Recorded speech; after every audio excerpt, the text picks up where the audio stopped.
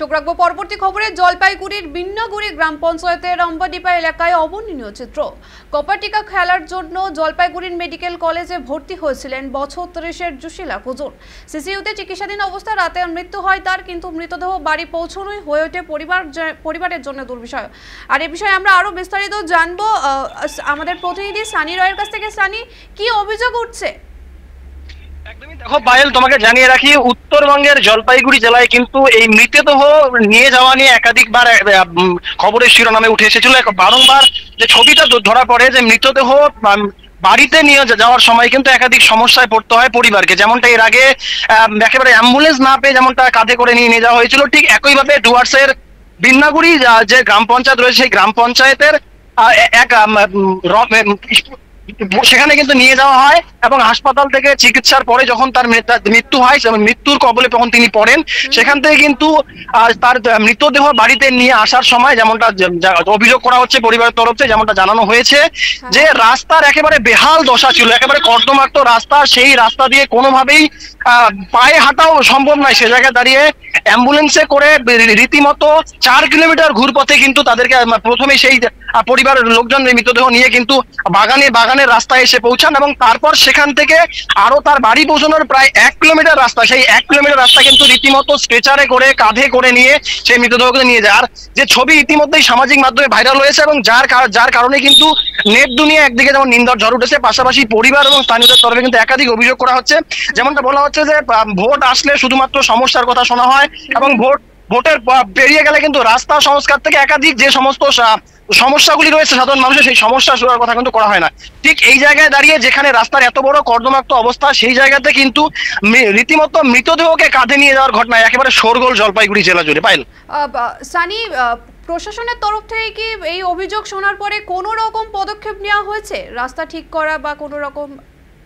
একদমই দেখো, এই ঘটনায় একদিকে যেমন স্থানীয় নেতৃত্বের সঙ্গে আমরা একাধিকবার যোগাযোগ করার চেষ্টা করেছিলাম, যেমনটা বলা হচ্ছিল যে দ্রুত সেই যে কর্দমাক্ত রাস্তা, সেই রাস্তা কিন্তু নির্মাণের কাজ তারা করবেন, রাস্তা সংস্কারের কাজ তারা করবেন। তবে প্রশাসনিক তরফে কিন্তু এখনো পর্যন্ত কোনো রকম পদক্ষেপ নেওয়া হয়নি। পাশাপাশি পরিবারের তরফে কিন্তু এখনো পর্যন্ত কোনো লিখিত অভিযোগ থানাতে জমা পড়েনি।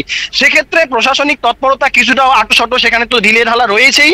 সে জায়গায় দাঁড়িয়ে ডুয়ার্সের এই ধরনের ছবি, যেখানে মৃতদেহকে কাঁধে করে নিয়ে যেতে হলো তার বাড়িতে শুধুমাত্র রাস্তার খারাপের কারণে, অর্থাৎ সেখানে যাতায়াতের এতটাই বেহাল অবস্থা যার কারণে কাঁধে করে মৃতদেহ নিয়ে যেতে হলো। সেখানে গাড়ি প্রবেশ করলো না, অর্থাৎ মৃতদেহ বহনকারী যে গাড়ি, সেই গাড়ি সেখানে প্রবেশ করলো না। পায়েল, সানি, গ্রামের মানুষদের কি বক্তব্য, তারা কি বলতে চাইছে?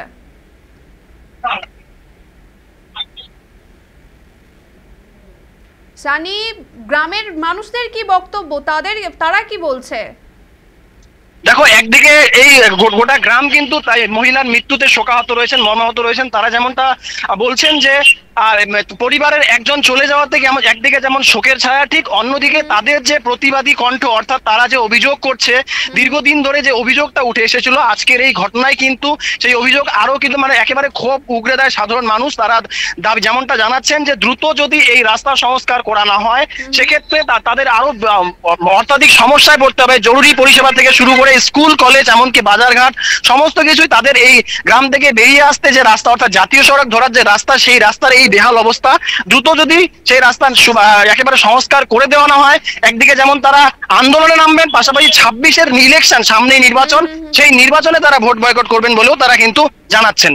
আচ্ছা, হ্যাঁ, ধন্যবাদ সানি। যেমনটা জানালো আমাদের প্রতিনিধি, যে অভিযোগ করছে গয়রাকাটা থেকে বীরপাড়াগামী হাইওয়ে 48 সংলগ্ন কাঁচা রাস্তায় হাঁটু সমান কাদা, ফলে এমন অসম্ভব হয়ে পড়ে।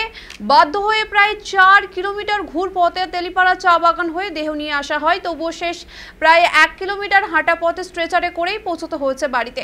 বাসিন্দাদের ক্ষোভ, রাস্তা সংস্কার নিয়ে 2 গ্রাম পঞ্চায়েতের টালবাহানার বছরের পর বছর অবহেলিত এই পথ। তারা হুঁশিয়ারি দিয়েছেন, অবিলম্বে রাস্তার কাজ শুরু না হলে বৃহত্তর আন্দোলনে নামবেন। এই ঘটনায় একদিকে চিকিৎসায় গাফিলতির অভিযোগ, অন্যদিকে পঞ্চায়েতের অবহেলায় প্রশ্ন তুলছে স্থানীয়রা। মানবিক সংকটের এমন ছবি আবারও সামনে আনলো গ্রামীণ রাস্তা সমস্যার বাস্তব চিত্র।